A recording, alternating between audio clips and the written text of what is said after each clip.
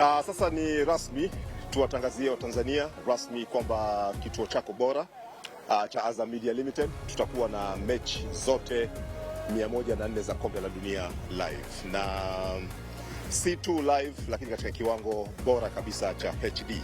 Imekuwa ni kiu ya muda mrefu ya Watanzania kuweza kupata burudani katika kiwango hicho, lakini imekuwa ni mategemeo ya muda mrefu ya Watanzania kuweza kufurahia mpira katika gharama ambayo ni nafuu. Tunafahamu umuhimu wa soka, tunafahamu ambavyo mpira unaweza kuweka watu pamoja, lakini tunajua ambavyo kwa namna gani Watanzania wanapenda kuburudika kwa wakati wote, na hasa katika kipindi ambacho mtu ana stress, lakini baada ya kazi na mambo mengine tumesema tusogeze kombe la dunia. Kwa hiyo kama Azam Media tumepambana na tumepambana kwa ajili ya Watanzania safari. Tumesema liwalo na liwe, lakini lazima Watanzania wazione mechi zote 104 live.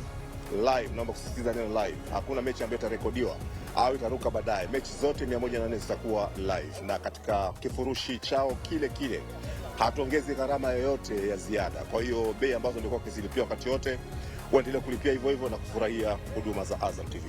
Sio tunajua kwamba Azam TV sio Tanzania tu, kuna nchi zingine mfano Kenya, Uganda, Malawi, Zimbabwe na kadhalika. Hawa tumejipangaje kuwafikia na wenyewe kupata burudani? Wote pia watapata. Zimbabwe watapata.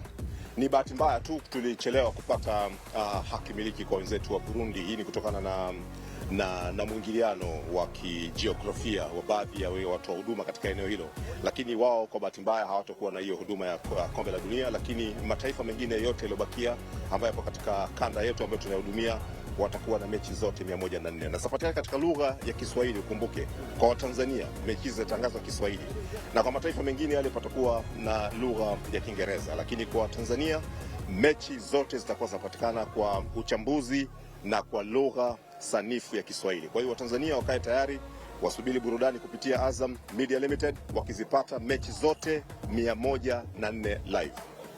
Tunafahamu watu wa michezo kwamba mara nyingi mechi huwa zinachaguliwa kwa zile television zingine. Ilikuwa ni ngumu na nguvu kubwa ambayo iliwekwa na Azam TV kuzipata hizi haki, japo kisiri kidogo tu mpaka ikafanikiwa. Wanasema hizo ni mbinu za ndani sana za kivita, lakini Watanzania tu waelewe kwamba kama taasisi tumepigana na kusimama kwa ajili ya taifa, na huu ni ushindi mkubwa kwa Watanzania. Kwa hiyo waendelee kufurahi na waendelee kutuamini, na siku zote tuendelee kubakia kuwa chaguo la Watanzania. Tunajua tutamalizana kule mwisho, tutakutana tena sio? Shukrani sana. Asante sana. Tunakimbia 21 zile ama 21 tunakwenda kama kawaida. Lazima twende kidogo tukate huu upepo kundi kubwa.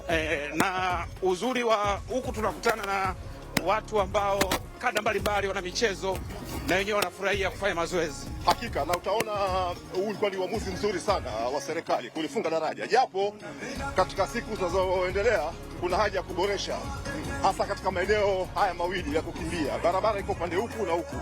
Ni vizuri baadaye sokoni kuna watu wa baiskeli sasa hivi nao wanatumia daraja, basi upande mmoja wawe wa kukimbia na kutembea na upande mmoja waachie baiskeli, maana pia nao wana haki. Sasa utakuta sisi tunaokimbia na kutembea tumehisi kama sisi tuna haki zaidi, kwa hiyo tunachukua sehemu yote. Sasa unakuta ashakimbia na kama saizi unaona inabidi aombe kwa nguvu kulazimisha kupita, lakini anapaswa kuwa na eneo lake. Na yeye huyu naye amekuwa na hasira, anapaswa kugombana. Ni sportsman, tunaomba taratibu, watakupisha, endelea. Kwa hiyo lengo ni hilo, kwamba pale na upande mmoja wakimbiaji na watembeaji na upande mwingine watu wa baiskeli.